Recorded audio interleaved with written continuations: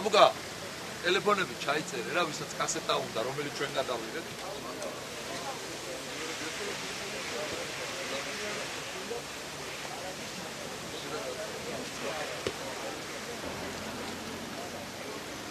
ვინც შიგნით ეთერში იჯდა ზუსტად ის ხალხია დაჭერილი იმათ ჭირდებოდა ვის წინააღმდეგაც გუშინ ჩვენ აქცია გავმართეთ ეს არის თავისუფლების ინსტიტუტი რომელმაც დაგეგმა და განახორციელა მათ შორის მე არ მინდა ამის დაჯერება მაგრამ ტელეკომპანია კავკასიის ზოგიერთმა თანამშრომელმა ეს პროვოკაცია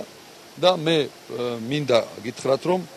ეს საზოგადოებამ დაინახა მაგას ცეცხლი უკიდიათ ერთზე ეშინიათ ყდებიან რომ ჩვენი ეს მოძრაობა არ გადაიზარდოს პარტიულ მოძრაობაში თორე თვითონ პარტიულები რომლებიც იყვნენ გუშინ არ ვიცი არ გვინდა ჩვენ მაგრამ შეიძლება გვაიძულონ და ვაი მაგენის ბრალე მას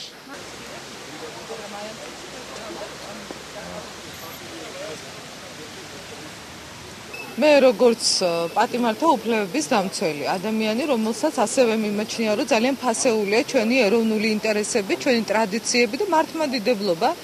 არასოდეს არ დაუჭერთ ხარჯს ძალადობას, მაგრამ არასოდეს არ ვიქნები ასევე სოლიდარული, როდესაც ხდება ადამიანების უკანონო დაკავება. ახლა უკაცრავად, მაგრამ გეგეჭკორის დასაპატიმრებელი ნამდვილად არ მეგულება ადამიანი, იმიტომ რომ თავად არის უამრავი დანაშაულის თანაავტორი და მონაწილე ეს ადამიანი. მე მაინტერესებს, რატომ დააკავეს ის რამდენიმე ადამიანი, ვინც ახლა პოლიციის სამმართველოში იმყოფება, ადვოკატებს შეუშვებენ თუ არა მათთან, რა პირობებში არიან და მათი უფლებების დასაცავად მოვედი, ბუნებრივია ეს მე როგორც ადამიანს, როგორც უფლებადამცველს ძალიან მაწუხებს.